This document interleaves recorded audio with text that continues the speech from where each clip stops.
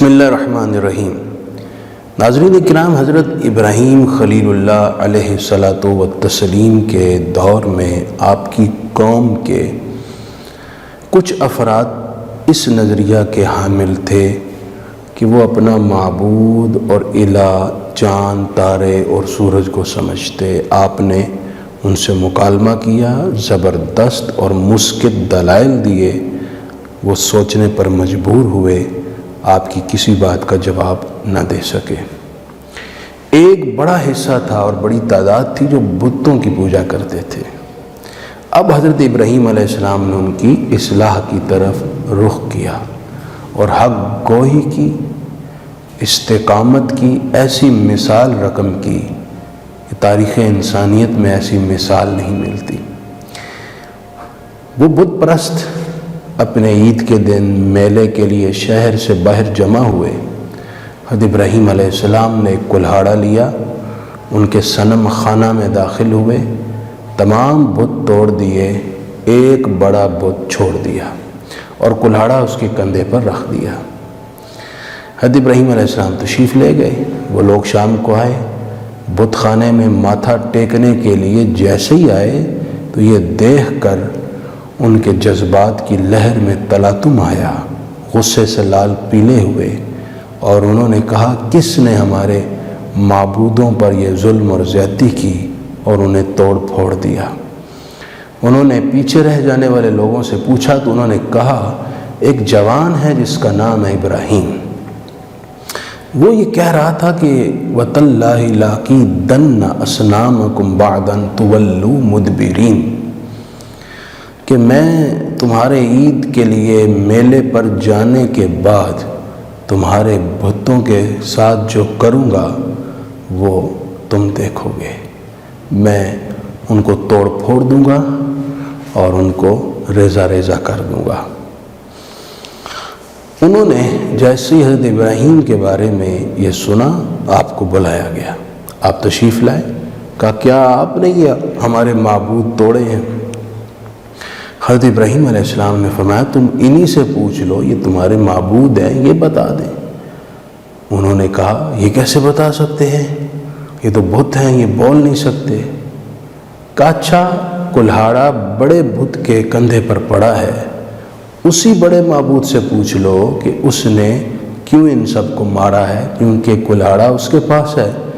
لگتا ہی ہے کہ اسی نے ہی چھوٹے بتوں کو توڑا، مارا۔ انہوں نے پھر کہا کہ تعجب ہے، آپ کیسی بات کر رہے ہیں؟ یہ بت ہے، یہ نہ سن سکتا ہے، نہ بول سکتا ہے، نہ حرکت کر سکتا ہے، نہ مار سکتا ہے، تو یہ کیسے مار سکتا ہے؟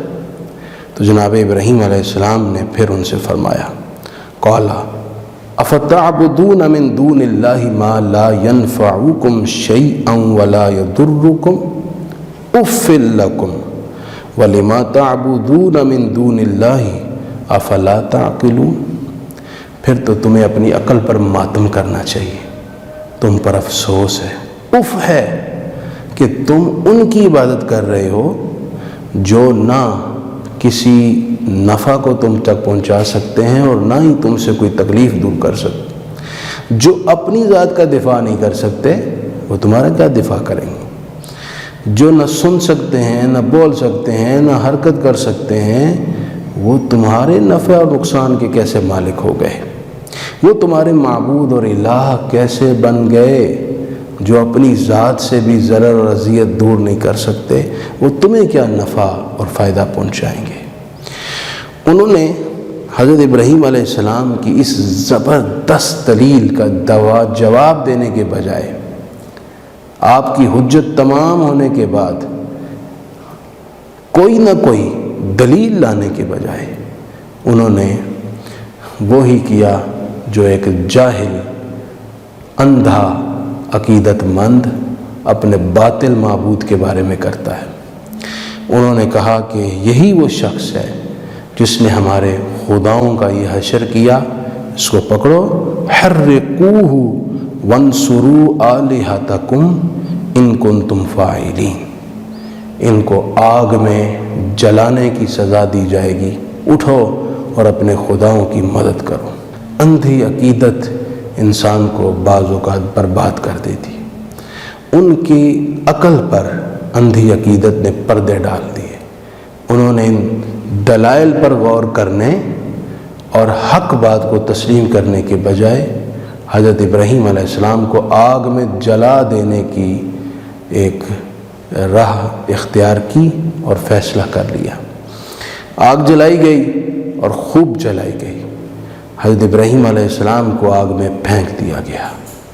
اللہ رب العالمین نے اسی لمحے آگ کو فرمایا قلنا یا نار کونی بردا و سلاما علی ابراہیم، کہ اے آگ تو حضرت ابراہیم پر ٹھنڈی اور سلامتی والی ہو جا۔ جب حضرت ابراہیم علیہ السلام کو آگ میں پھینکا جا رہا تھا، نہ آپ کے چہرے پر کوئی گھبراہٹ کے آثار تھے، نہ اضطراب تھا، نہ کسی قسم کا خوف اور ڈر تھا۔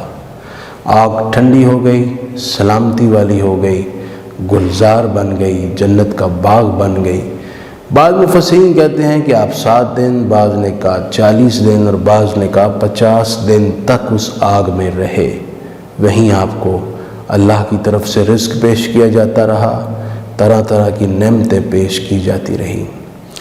جو حق کے لیے جیتا ہے اور جس کا اللہ پر کامل یقین اور ایمان ہوتا ہے، وہ بڑی سے بڑی تکلیف کا مقابلہ کر لیتا ہے، گھبراتا نہیں، بھاگتا نہیں، خوف میں نہیں آتا۔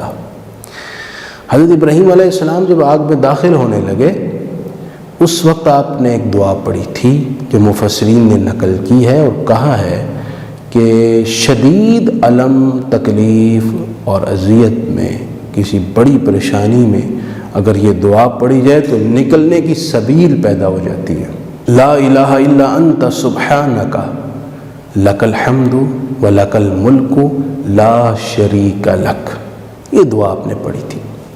حضرت ابراہیم علیہ السلام استقامت کے ساتھ ڈٹے رہے، پھر باہر تشریف لائے۔ اس واقعے سے جو ہمیں سبق ملتا ہے وہ یہ ہے کہ حق گو اور باطل کے خلاف کھڑے ہونے والے کو کبھی بھی اللہ بے سہارا نہیں چھوڑتا۔ آپ انبیاء کرام کی تاریخ پڑھ لیجیے، بڑے سے بڑے مشکل لمحے میں بھی وہ کہیں گھبرائے نہیں، استقامت کے ساتھ ڈٹے رہے اور پھر اللہ کی مدد آئی اور اس مشکل سے وہ نکل آئے۔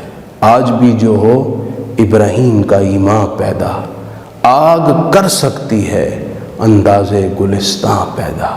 اللہ کریم ہمیں پیکر حق کو صداقت بنائے، حق کے لیے جینا، حق کے لیے قائم رہنا، حق کے لیے بڑی سے بڑی قربانی دینے کا جذبہ اللہ ہمیں نصیب فرمائے۔